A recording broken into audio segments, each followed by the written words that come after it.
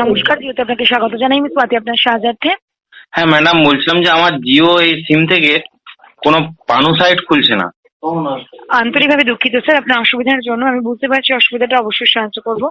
একটু সময় দেবেন, সিস্টেম চেক করে নিচ্ছি। একটু দয়া করে বলবেন স্যার, আপনি কি জিওর সমস্ত অন্যান্য যে অ্যাপগুলো রয়েছে জিওর, সেগুলো ইউটিউব, ফেসবুক, হোয়াটসঅ্যাপ এগুলো চেক করতে পারছেন? এগুলো অ্যাক্সেস করতে পারছেন? হ্যাঁ ম্যাডাম, ওগুলো চেক করে কি করবো? আসল তো পানু 1.5 GB করে দিচ্ছেন, পানু যদি না দেখতে হয় কি করে কাটাবো রাতটা বলুন দেখিনি।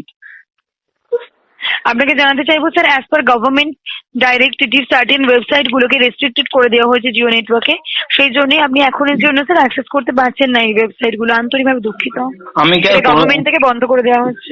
আমি কি আর কোনোদিনও পানু দেখতে পাবো না আপনাদের জিও সিম গভর্নমেন্ট থেকে যখনই চালু করে দেবে তখনই দেখতে পাবেন স্যার, বাট গভর্নমেন্ট এখন বন্ধ করে রেখেছে বলে দেখতে পাচ্ছেন না। কিন্তু ম্যাডাম ভোডাফোন এবং এয়ারটেলও তো দেখা যাচ্ছে।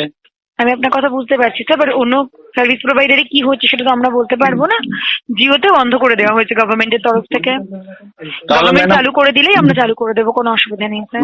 ম্যাডাম এই 1-2 দিন হলো রিচার্জ করেছি, কিন্তু এখন যদি না দেখতে পাই তাহলে আমার তো নেটগুলো বেকার যাচ্ছে। সরকারের উপর দিয়ে তো কোনো কোম্পানি কথা বলতে পারবে না স্যার, সরকার তো সবার উপরে। আপনি তো বুঝছেন, আপনি বোঝাবেন তাহলে বুঝবেন। নিশ্চয়ই বুঝতে পারছি স্যার, কিন্তু কিছু করার নেই। আন্তরিকভাবে দুঃখিত।